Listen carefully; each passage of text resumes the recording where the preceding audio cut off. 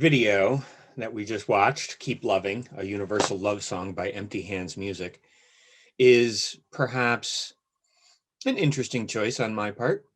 Rap music is not my usual genre of appreciation. It's not what we usually offer in our worship services, but I could not resist this video for two reasons.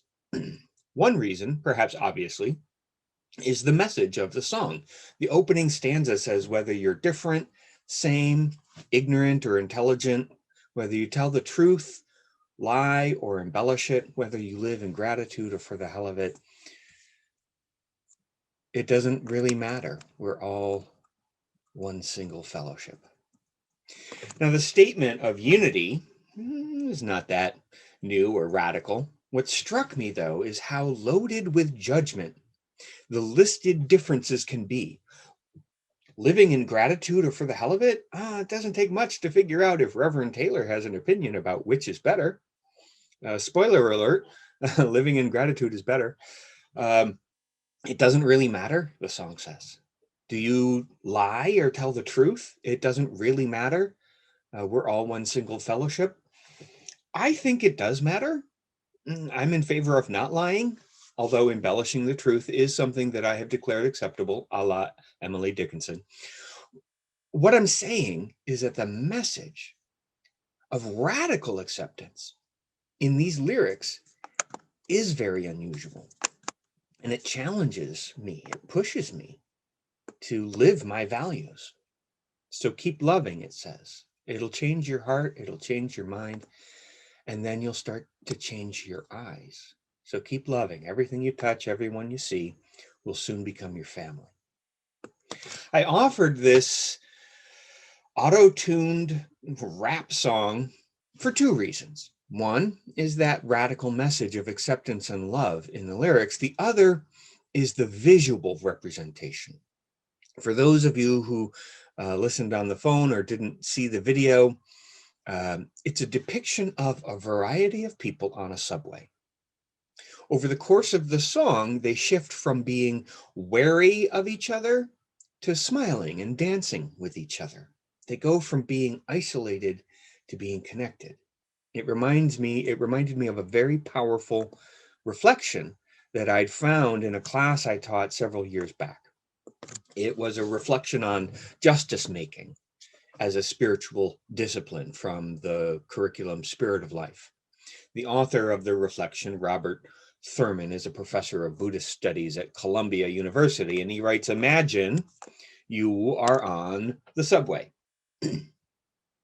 In your subway car are all sorts of people, the kinds of people who would normally ride the subway in a big city, a mix of working class, wealthy, and middle class people, people speaking many different languages, people with many skin colors and cultures, people of many ages, some people who are clean and polished looking, others who are smelly and unkempt, some who are quiet, some who talk out too loud, some who talk to themselves, some who are annoying you terribly, and some you find attractive. All sorts of people on the subway car heading to their destinations. All of a sudden, Martians come and zap the subway car. And soon you figure out that as a result of that zap, everyone in the subway car is going to be together forever. How does that change the way you act? Think about it. If they're freaking out, you're going to try and calm them. If they're hungry, you're going to try and feed them. If they're arguing, you're going to try and figure out what's going on and seek resolution. If there's injustice, you're going to try and make it just. You do it because suddenly these assorted people on the subway are your people, the ones you will dwell with forever. You care about them in a whole different way. What we do and what we care about matters. When we allow ourselves to see the bigger picture, we can see that we are already on that subway car. Earth. We are absolutely interconnected and interdependent, Robert Thurman concludes in this reflection. How we are and what we do, They ripple out. Whatever happens over there happens over here, because these people are your people, my people, our people. This way of seeing each other is not normal. Division through fear and hate are such old tools in our world. The old genetic tribalism drives us to separate each other into friends and enemies, us and them, good people and bad people, my people and other people. Fear and hate are powerful tools that keep us small and fractured. A love that could build something better among us would indeed be revolutionary. As the song says, keep loving. It'll change your heart, it'll change your mind, and then it'll start to change your eyes. Our reading this morning is from Valerie Kaur. In her recent book, See No Stranger, a memoir and manifesto of revolutionary love, she offers a compelling message for our lives today. She bids us to look at others and say, you are a part of me I do not yet know. In her book, she talks about the experience of being a brown-skinned Sikh from India in the aftermath of the 9/11 terror attacks. In the days and weeks after the towers were destroyed, there was a rash of hate crimes against Arab Americans and South Asian Americans, as well as against Muslims, Hindus, and Sikhs. Many people were harassed, targeted, and verbally abused, threatened and banned simply because of their ethnicity and religion. The first person murdered in retaliation of the 9/11 attack, almost 20 years ago now, was a Sikh man named Balbar Singh Sodhi. He was gunned down at his own gas station in Arizona by a man who claimed to be a patriot. And Valerie Kaur knew him. To her, Mr. Balbar Singh Sodhi, the first hate crime victim of 9/11, was Balbar Uncle. She shares stories of him in her book. His generosity, his smile, his faith. He was not Muslim or Arab, but he was brown-skinned and wearing a turban, so it was close enough for hate. Valerie describes her anger, her grief, her pain after the murder of Balbar Uncle. She also describes her first dramatic lesson in revolutionary love. There was an interfaith prayer memorial a week after the murder. 3,000 people came to pray and weep and share a resolution against hate together. And Valerie Kaur describes the impact that this had on Jojinder's auntie, the widow.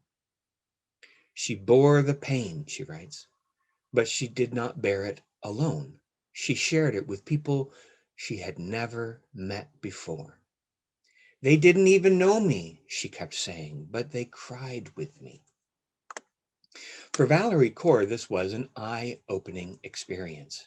Her grief-stricken auntie, like Valerie herself, had been angry at the country, at the people who hated her husband for no valid reason, at the pain this violence has caused. But her auntie saw something else as well. There is a powerful drive toward division among us, but there is also a drive toward love. People can decide to hate and hurt others that they have never met, people they do not know and will never interact with. And people can decide to love and bless strangers as well. How can you say that you love them? You don't even know them. But people have done much and more out of a choice to hate. Why not love? The choice to love strangers is not any less illogical or irrational than the choice to hate random people because of some genetic characteristics such as ethnicity.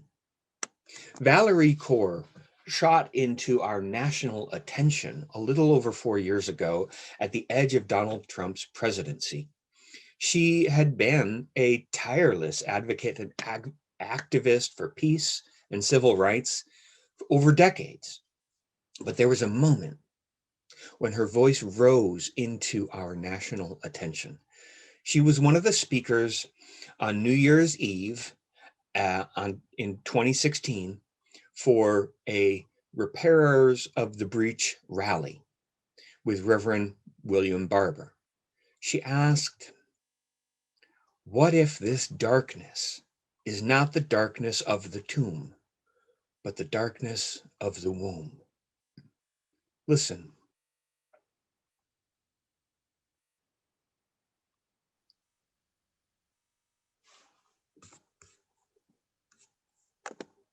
And in America today, as we enter an era of enormous rage, as white nationalists hail this moment as their great awakening, as hate acts against Sikhs and our Muslim brothers and sisters are at an all-time high, just as Black bodies are still seen as criminal, brown bodies are still seen as illegal, trans bodies are still seen as immoral, indigenous bodies are still seen as savage, the bodies of women and girls seen as someone else's property. And when we see these bodies not as brothers and sisters, then it becomes easier to bully them, to rape them, to allow policies that neglect them, that incarcerate them, that kill them.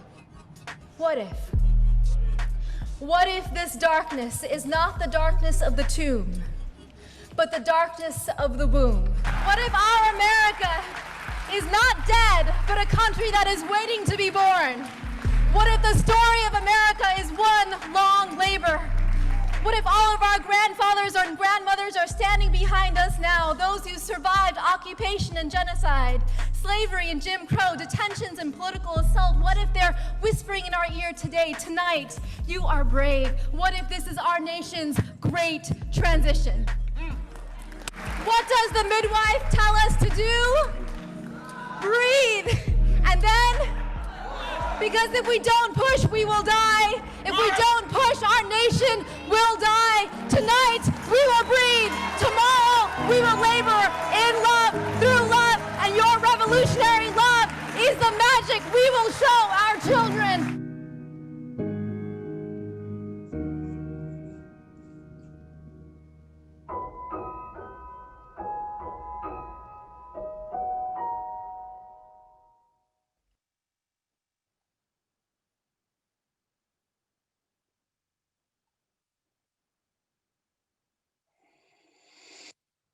So how do we breathe and push? There is something different happening around us today.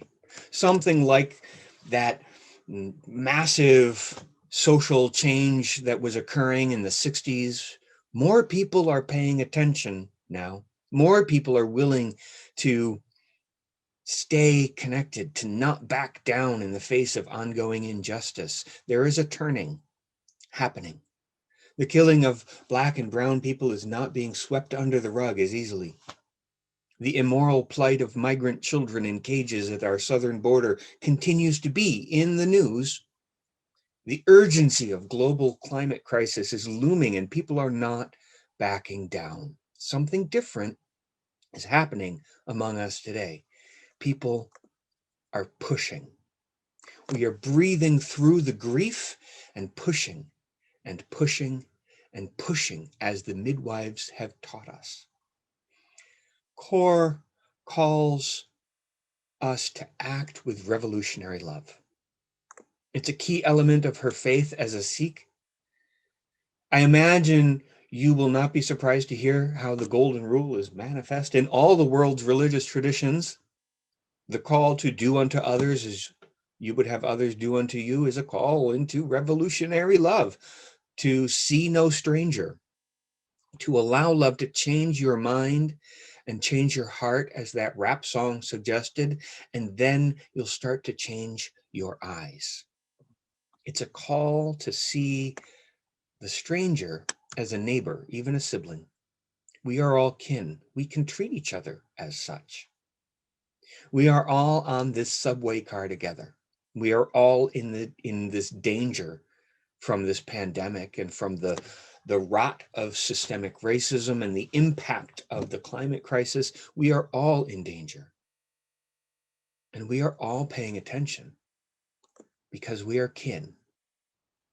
And this revolutionary love calls us to live as kin, to see our connectedness beyond our old tribal lines of fear and hate. It is not a new call. Indeed, it is a call that has echoed through the ages and cultures and faith traditions forever. Today, it is a call to raise a fist and say Black Lives Matter because we care about the abusive police in our white supremacy culture and want them to heal and stop hurting too. It is a call today to refuse the lies and conspiracies rampant in our politics because truth matters, and also because we care about the people being deceived and the people who are spreading this hate, because we want them to heal and stop hurting too. And it goes on like this, wanting justice out of love instead of anger. It goes on like this for the poor and the immigrant and the abused and the traumatized. The call of revolutionary love goes on like this, calling us to see no stranger, to recognize that we are woven together in a single garment of destiny, to begin to change how we see the world and one another, to breathe and push as the midwives have taught us. And today, something new is happening. As our faith calls us into liberation, as our love calls us to see one another as kin, and more people are pushing together to bring a better world into being.